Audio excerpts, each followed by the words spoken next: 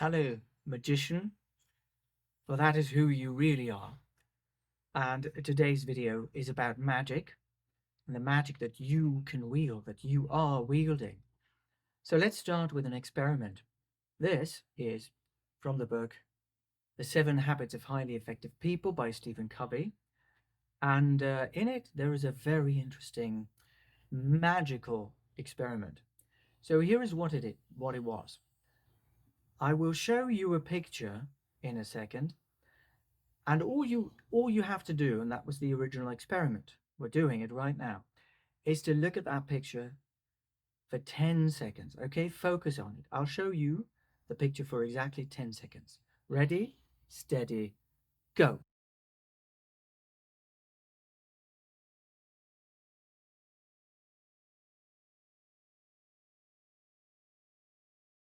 Okay, good. Let's go on with pictures. I like that. This is the magic. So here's a picture, and I want you to describe it.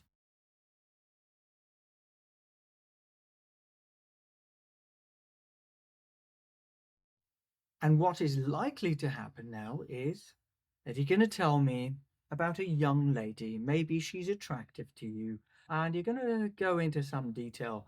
What makes you think that she's a young lady? What you see there, that she's wearing a necklace. And that's what about 80% of the people, maybe 90, will see.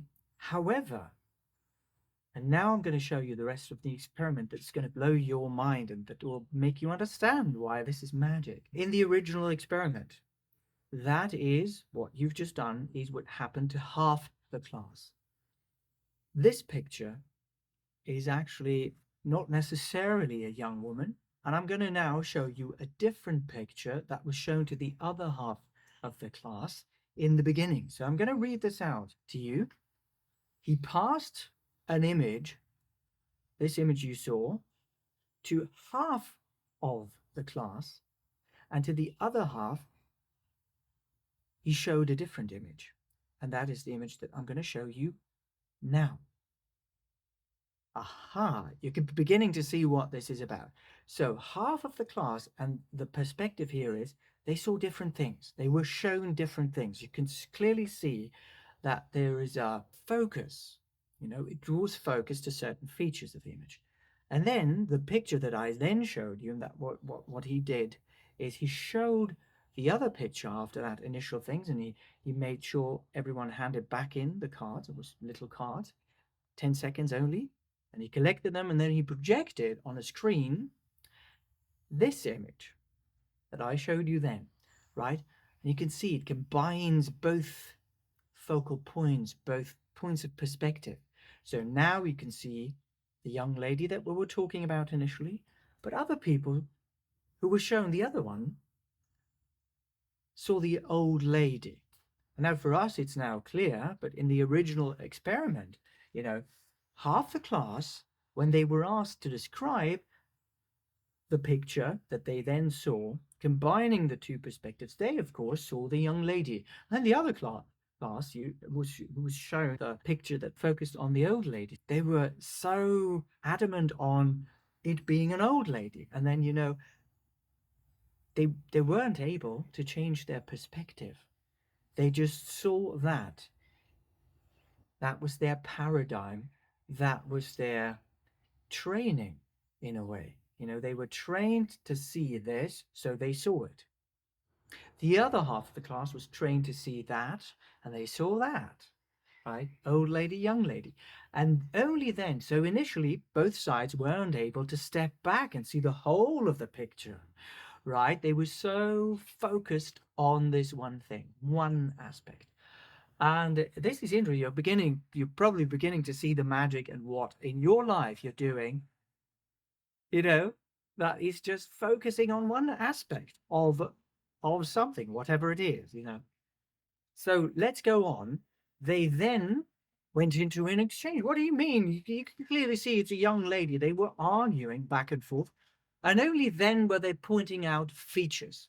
So they were discussing what they saw, not how they interpreted it. They focused on, for example, the necklace that I described. And the others, no, it's not a necklace, it's the mouth of the old lady. After a while, some people were able to see what the other group was pointing out to them. And only then, when they had taken this step back, there's an old lady and a young lady.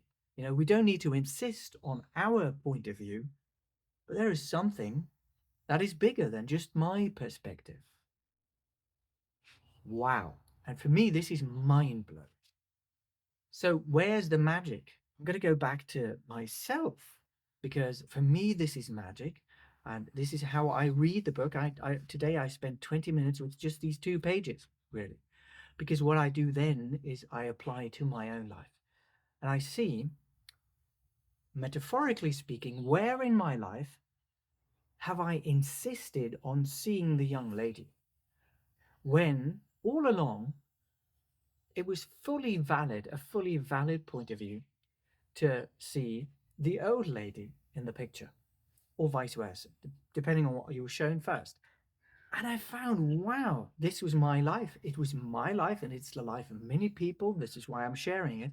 And for me, it was magic because I could turn things around. I could magically transform situations that would inevitably have led to confrontations, to arguments, to war in a way in my life, because that's how I went into these situations, expecting argument and fighting for my right, for my young lady. I was able to change them when the confrontation, when it started. I was able to step back and just remind myself, there might be an old lady in this picture, right? So I took some notes. My homework from this excerpt was to check my paradigms of thinking. Where in my life did I have this very thought process where I was focusing on something?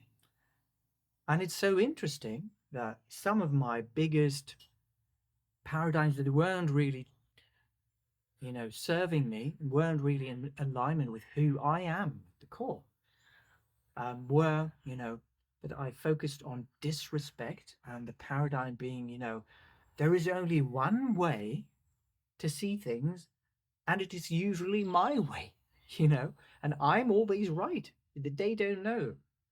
And it's so interesting to see that that's, of course, it's of course not true. And truth is a very interesting concept.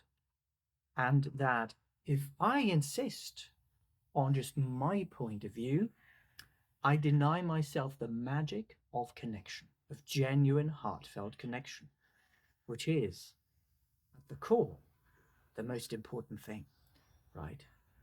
And when I'm making these videos, just to set the new framework for these videos, it is not a pursuit of happiness that I want to share here.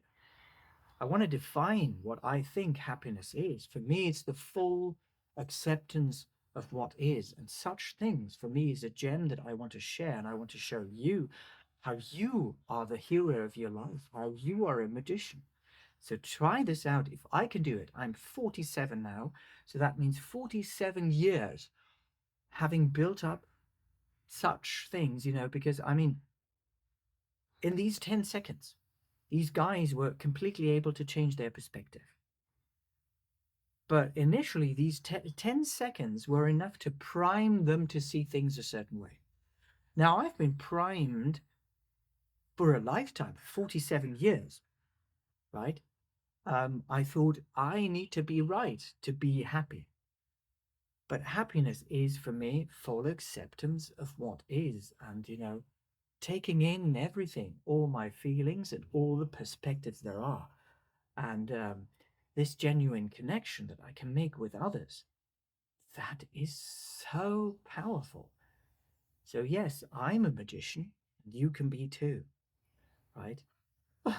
So if you're interested in the book, I make sure I have a link up there. It's going to be an affiliate link, but you're welcome to just try it, to try to get the book in any other way.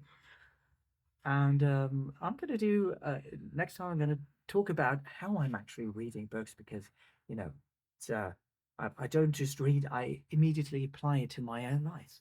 And that is just amazing. And it's not something that I invented, but I get it from my mentors. And I also just adopt this guy as my mentor. This is how I'm reading books. I adopted Stephen Covey, as my mentor. So invite him over and he tells me stories and I find myself in the stories. And I hope you found yourself in the story. Sweetie Pie is waking up, so I need to stop right there. Have a wonderful day, magician. Cheers. Take care.